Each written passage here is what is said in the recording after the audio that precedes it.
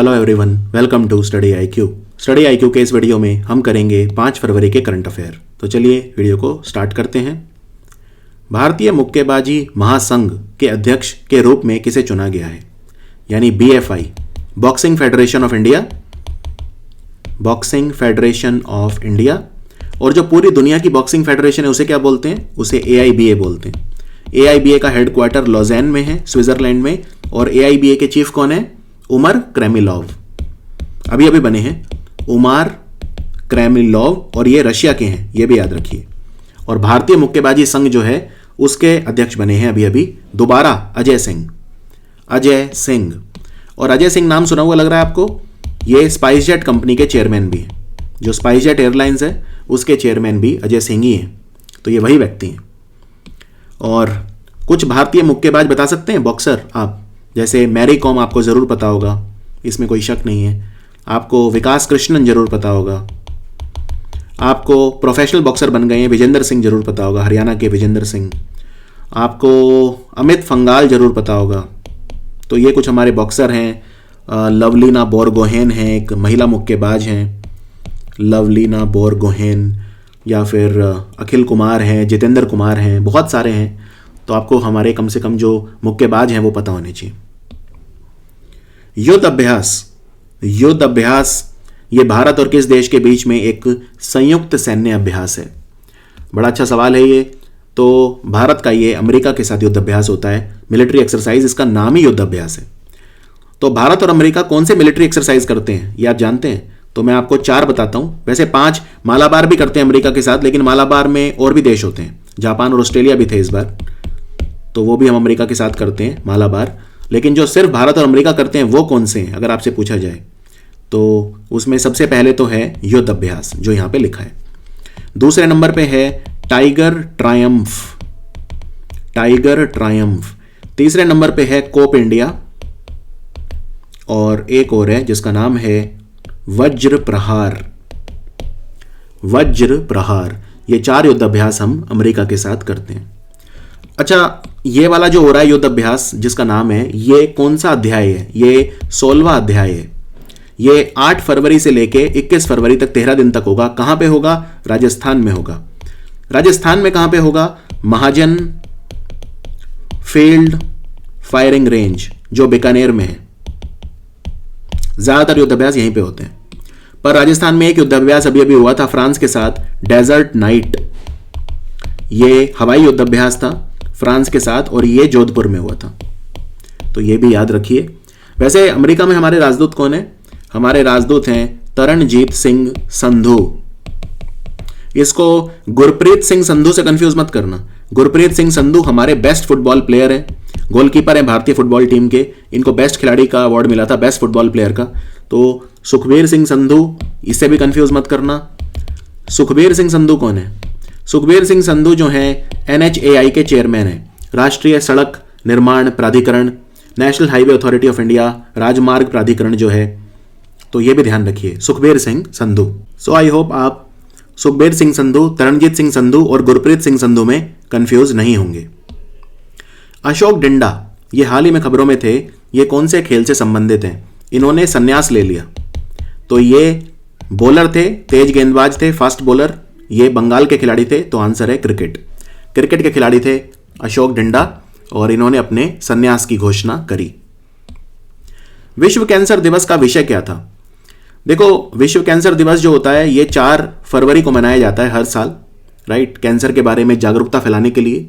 और जो इसका विषय था वो पिछले 3 साल से एक ही है। 2019 में भी यही था, 2020 में भी यही, और 2021 में भी यही। ये है I am and I will। Colombo port के ईस्टर्न कंटेनर टर्मिनल को विकसित करने के लिए त्रिपक्षीय समझौता हुआ था कि 3 देश मिलके जो कोलंबो बंदरगाह है वहां पे ईस्टर्न कंटेनर टर्मिनल बनाएंगे। तो इसमें से कौन सा देश उसने अब ये समझौता तोड़ दिया है? तो ये श्रीलंका ने तोड़ा है, भारत को इससे बाहर कर दिया है।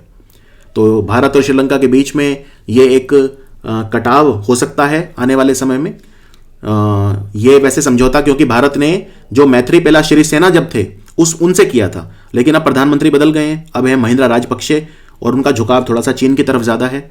तो महिंद्रा राजपक्षे जो हैं ये प्रधानमंत्री हैं, और इनके जो भाई हैं गोटभया राजपक्षे, वो वहाँ के राष्ट्रपति हैं श्रीलंका के।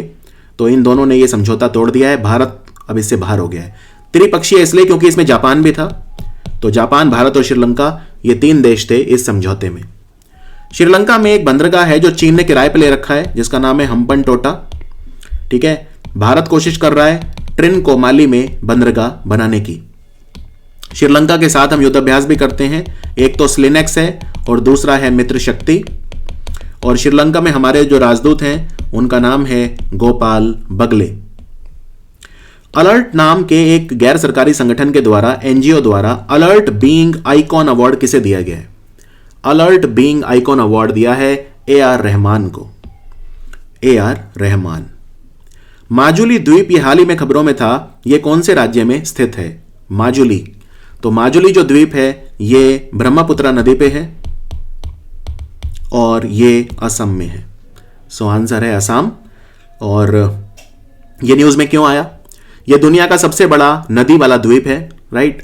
केंद्र सरकार ने बजट में 1075 करोड़ रुपए रखे हैं इस द्वीप में चारों तरफ बॉर्डर बनाने के लिए और सड़कें बनाने के लिए, इसलिए न्यूज़ में आया। माजुली असम में है ये भी ध्यान रखिए। ब्रह्मपुत्रा नदी पे ये द्वीप है, चारों तरफ इसके ब्रह्मपुत्रा नदी है और बीच में ये माजुली द्वीप है, तो ब्रह्मपुत्रा पे है। और एक कामाख्या मंदिर भी है जो बहुत फेमस है, ये भी बजट में इसका जिक्र हुआ क्योंकि कामाख्या मंदिर के विकास के लिए सरकार ने 300 करोड़ रुपए बजट में आवंटित करे हैं। Very important. तो कामाख्या मंदिर का विकास भी किया जाएगा। कामाख्या मंदिर जो है ये गुवाहाटी में है। असम की राजधानी दिसपुर है। दिसपुर वैसे गुवाहाटी में ही आता है, पर राजधानी पूछें तो वो है दिसपुर। और सर्बानंद सोनोवाल जो हैं यहाँ के मुख्यमंत्री हैं और जगदीश मुखी जो हैं वो असम के राज्यपाल हैं, वहाँ के गवर्नर हैं। असम में कई योजनाएं भी चल रही हैं, जैसे अरुणोदय योजना और पर्यटन संजीवनी योजना। पर्यटन संजीवनी। और बोनगई गांव में पहला मल्टी मॉडल लॉजिस्टिक पार्क जो है असम का, वो बनेगा। बजट में डीप ओशियन मिशन के लिए, डीप ओशियन मिशन ये है कि समुद्र के नीचे जो रिवर बेड, वो जो ओशियन बेड होता है, उसमें खनिजों का खनन किया जाएगा। डीप ओशियन मिशन, इसके लिए कितना पैसा बजट में रखा है? तो अगले 5 साल में भारत जो है वो 4000 करोड़ रुपए खर्चा करेगा डीप ओशियन मिशन पे। Deep ocean mission. भारत 3 तरफ से समुद्र से घिरा है, अरब सागर, हिंद महासागर और बंगाल की खाड़ी। PhD chamber of commerce and industry की अंतर्राष्ट्रीय आर्थिक लचीलापन रिपोर्ट में भारत ने कौन सा स्थान हासिल करा? यानी अगर दुनिया में बुरा समय आए, जैसे 2008 में आया था, रिसेशन आया था, तो उसमें कितने रिजिलियंट हम हैं, कितना लचीलापन है। तो ये एक अच्छा साइन है। अगर हमारे अंदर बुरे वक्त को लेकर लचीलापन हो, तो दुनिया का सबसे लचीला कंट्री है इस मामले में जर्मनी, और दूसरा स्थान इंडिया का है। और लचीलापन इसलिए हमारे अंदर क्योंकि हमारा जो फॉरेक्स रिजर्व्स हैं वो $550 अरब से ज़्यादा हैं। जो हमारे फॉरेक्स रिजर्व्स हैं बहुत ज़्यादा हैं, तो हम बुरे समय में भी बायंट रहेंगे, तैरते रहेंगे। तो हमारा स्थान है दुनिया में दूसरा, जर्मनी के बाद। और तीसरे नंबर पे कौन है? तीसरे नंबर पे है साउथ कोरिया। साउथ कोरिया, ये कहा है PhD chamber of commerce and industry ने। कुछ इंडेक्स आपको और बताता हूं जो आपको पता होने चाहिए। जैसे एक वर्ल्ड बैंक का ह्यूमन कैपिटल इंडेक्स है। ह्यूमन कैपिटल इंडेक्स में हमारी रैंक क्या है? 116, और नंबर 1 कंट्री इसमें है सिंगापुर। फिर एक ह्यूमन डेवलपमेंट इंडेक्स है, UNDP देता है इसे। ह्यूमन डेवलपमेंट इंडेक्स में हमारी रैंक 131 है और नंबर 1 कंट्री जो है वो है नॉर्वे। और फाइनली ह्यूमन फ्रीडम इंडेक्स, इसमें हमारा रैंक है 111 और नंबर 1 कंट्री है न्यूजीलैंड। एक इंडेक्स और याद रखिए, ग्लोबल इकोनॉमिक फ्रीडम इंडेक्स। ये तो इकोनॉमिक रेजिलियंस है, मैं इकोनॉमिक फ्रीडम की बात कर रहा हूं। इकोनॉमिक फ्रीडम इंडेक्स में हमारा स्थान 105 है और नंबर 1 कंट्री इसमें है हांगकांग। फिर global hunger index, global hunger index में हमारी रैंक है 94। एक क्लाइमेट चेंज परफॉर्मेंस इंडेक्स है जिसमें हमारी रैंक 10 है, और एक क्लाइमेट रिस्क इंडेक्स है जिसमें हमारी रैंक 7 है। तो दोनों में कोई कंफ्यूजन नहीं होनी चाहिए। भारत जलवायु परिवर्तन के कारण 7वां सबसे अफेक्टेड कंट्री है, लेकिन क्लाइमेट चेंज परफॉर्मेंस में हमारा स्थान है नंबर 10। और ease of doing business, World Bank देता है ईज ऑफ डूइंग बिजनेस, जिसमें हमारी रैंक है 63, और ग्लोबल टेररिज्म इंडेक्स में हमारी रैंक है 8। किस देश ने पहली एशियाई ऑनलाइन शूटिंग प्रतियोगिता की पदक तालिका में नंबर 1 स्थान हासिल किया? ऑनलाइन एशियाई ऑनलाइन शूटिंग चैंपियनशिप, इसमें नंबर 1 इस बार भारत रहा। तो आंसर है भारत। और भारत ने इसमें 4 गोल्ड मेडल, 2 सिल्वर मेडल जीते, 5 कांस्य, तो टोटल 11 पदक भारत लेकर आया।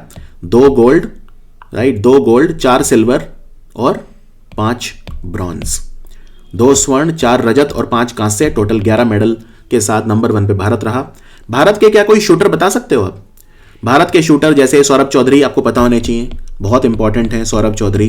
फिर महिलाओं में 2 शूटर बहुत इंपॉर्टेंट है, एक तो है एला वनिल वलारिवन और दूसरी है मनु भाकर। मनु भाकर, ये दोनों बहुत ज्यादा इंपॉर्टेंट है।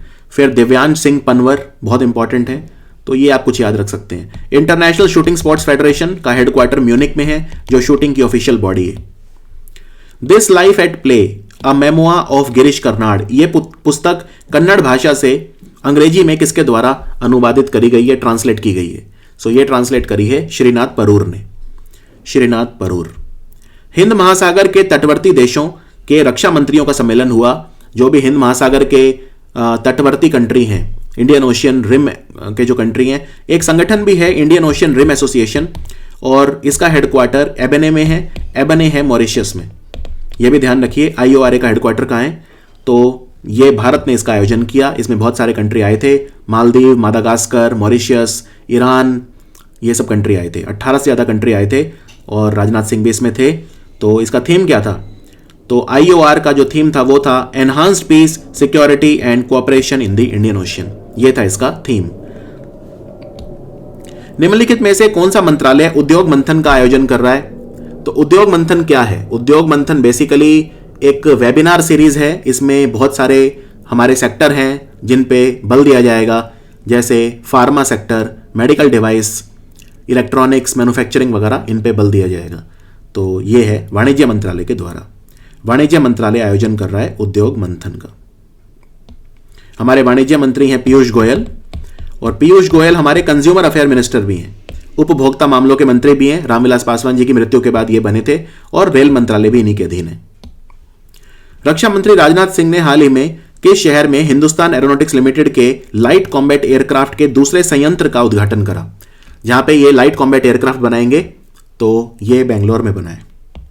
हिंदुस्तान एरोनॉटिक्स लिमिटेड, इसको 83 तेजस का ऑर्डर मिला है अभी लाइट कॉम्बैट एयरक्राफ्ट 83। और एक रविशंकर प्रसाद ने एक इंटेलिजेंस टूल बनाया है अभी, उसका उद्घाटन करा है, उसका नाम भी तेजस रखा गया है। जो इंटेलिजेंस टूल रविशंकर प्रसाद ने इनॉग्रेट करा है। और बेंगलोर में एरो इंडिया भी हुआ है अभी, प्रदर्शनी हुई है arrow India. Yes man, the untold story of Rana Kapoor. Rana Kapoor yes bank के चेयरमैन हुआ करते थे, अब तो जेल में है ये। तो इनके जीवन पे लिखी गई किताब है yes man, the untold story of Rana Kapoor. Rana Kapoor की अनकही दास्तान, ये किसने लिखी है? इसको लिखा है पवन सिंह लाल ने। सो आंसर है पवन सिंह लाल। प्रसिद्ध शास्त्रीय गायक पंडित भीमसेन जोशी की जन्म शताब्दी वर्ष का जश्न मुंबई में शुरू हुआ। पंडित भीमसेन जोशी कहां से थे? आपने बचपन में वो देखा होगा मिले सुर मेरा तुम्हारा, तो उसमें सबसे पहले यही शुरू करते हैं उसका, मिले सुर मेरा तुम्हारा को। बहुत बड़े गायक, हिंदुस्तानी क्लासिकल, कार्नेटिक, हर कुछ गाते थे। ये थे कर्नाटक से। इन्हें भारत रत्न दिया गया था 2009 में। और पंडित भीमसेन जोशी जो हैं, इनकी 100वीं जयंती कब होगी? 2021 में होगी कि 2022? तो ये होगी 4 फरवरी 2022 को, क्योंकि इनका जन्म हुआ था 4 फरवरी 1922 को। लेकिन सरकार 1 साल तक मनाएगी, तो स्टार्ट अभी हो गया है 2021 से।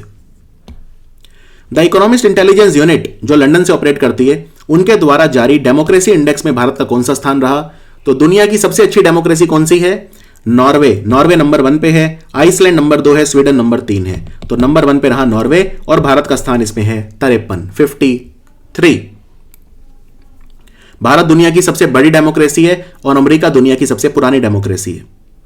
स्पेसएक्स का एक स्टारशिप है जो अभी अभी परीक्षण के दौरान लैंडिंग करते वक्त ही फट गया। फट गया मतलब यह कि ये इसमें विस्फोट हो गया। इसका क्या नाम था? इसका नाम था स्टारशिप SN9। Starship SN9। और स्पेसएक्स का जो रॉकेट है उसका क्या नाम है जानते हैं आप? उसको फाल्कन रॉकेट बोलते हैं, फाल्कन। सो ये था 5 फरवरी का वीडियो। मिलते हैं 6 फरवरी के वीडियो में। Thank you for watching study IQ।